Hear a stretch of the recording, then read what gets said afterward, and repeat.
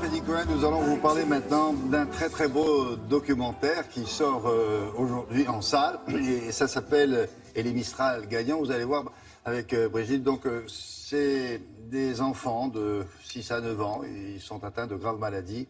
Et on se dit, tiens, encore un film sur la maladie, ça ne doit pas être très drôle. Non, non, c'est pas un film sur la maladie, c'est un film sur la vie.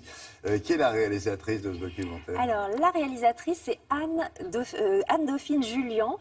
Vous vous souvenez peut-être, elle avait écrit un livre qui s'appelait Deux petits pas sur le sable mouillé, qui a été un best-seller vendu à 350 000 exemplaires, dans lequel elle racontait la courte vie de sa petite fille atteinte d'une maladie incurable.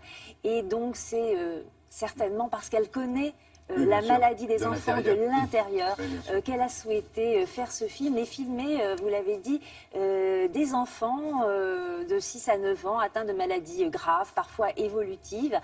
Alors, ce n'est pas un film sur l'hôpital pédiatrique, ce n'est pas un film sur la maladie. Elle filme surtout cet appétit de vivre incroyable de ces enfants qui, certes, subissent des traitements douloureux, qui, certes, font des séjours à l'hôpital. Mais ce qu'il ressort de ce film, c'est que ces enfants, finalement, sont formidablement joyeux, optimistes, qui nous tiennent des propos, mais d'abord d'une intelligence, d'une subtilité, ils sont d'une maturité incroyable. C'est une force de vie, ces petits-là. Ils sont incroyables et ils nous donnent des leçons de philosophie à nous, adultes. C'est-à-dire que vraiment, on ressort de ce film et on a l'impression d'avoir un peu mieux compris la vie. Ils nous expliquent par exemple que... J'espère qu'on comprend qu'il faut se plaindre un peu moins, nous.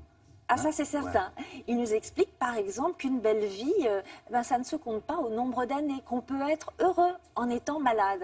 Alors nous avons demandé à un pédopsychiatre, un psychiatre spécialisé dans l'accompagnement des enfants et des adolescents, et qui a accompagné pendant toute sa carrière des enfants gravement malades, on lui a demandé de décrypter un petit peu pour nous ce film et le vécu de ces enfants et les propos aussi de ces enfants. On regarde. À m'asseoir sur un banc, 5 minutes avec toi, et regarder les gens tant qu'il y en a. Te parler du bon temps qui est mort ou qui reviendra, en serrant dans ma main tes petits doigts. Ces enfants qui ont une maladie rare, grave et chronique, ils connaissent le nom de la maladie, ils connaissent la gravité. Il faut qu'on soit prêt à leur répondre, parce que c'est avec ça qu'ils vont pouvoir se battre et construire quelque chose face au réel de cette maladie. Ma peau, c'est comme une aile de papier. Elle est très fragile. Comme du papier crépon. Il y a une chose que l'enfant ne veut pas, c'est qu'on lui raconte des mensonges. Sous la pluie, 5 minutes avec toi, de regarder la vie tant qu'il y en a. De raconter la terre en te bouffant.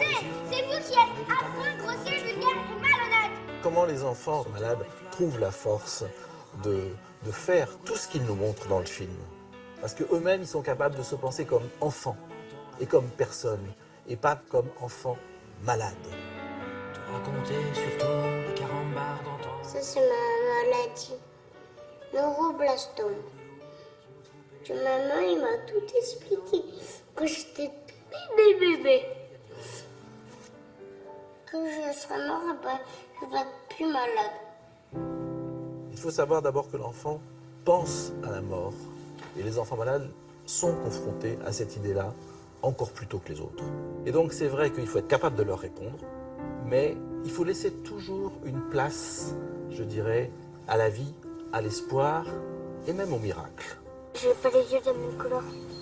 J'en ai un vert et un marron, parce qu'en fait, c'est les chimios qui m'ont fait ça à la première tumeur. Quand on est malade, ça n'empêche pas d'être heureux. Je pense que rien n'empêche d'être heureux. Quoi de plus beau comme idée sur le sens de la vie et de l'existence? Oui, je crois qu'on peut être heureux même si on est malade. Et quand un enfant nous le dit, il le pense vraiment. Et c'est une belle leçon. Te parler du bon temps qui est mort et je m'en fous. Te dire que les méchants... S'il y a quelque chose qui va pas... c'est pas grave, c'est la vie. Ces petits-enfants sont des petits philosophes.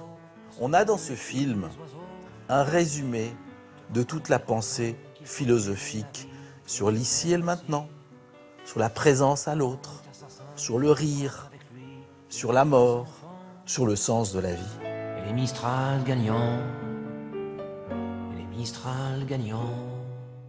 Ils sont formidables. Alors, ils sont 5, hein, c'est ça? Ce sont des profs de sourire. Et leur renseignement est à suivre. Ils sont tout à fait remarquables quand ils parlent de « on peut être heureux ». Hein? Ah oui, on peut être heureux en Alors, étant malade. Belle leçon de vie. Alors on peut voir ce film donc à partir d'aujourd'hui. La liste des salles qui le projettent est sur notre site internet. Oui, bien sûr. Et surtout, il faut y aller. Il ne faut pas se dire non, ça va être Non, dur. il faut savoir ce que vous allez voir. Non, Je crois on va qu'on est- voir un film dont Oui. les ingrédients principaux sont la joie, Oui. le bonheur, Oui. le rire, l'optimisme. Voilà. Donc voilà, il faut y aller. Cela dit, si par moment il y a 2-3 larmes qui vous échappent, c'est normal. Merci beaucoup.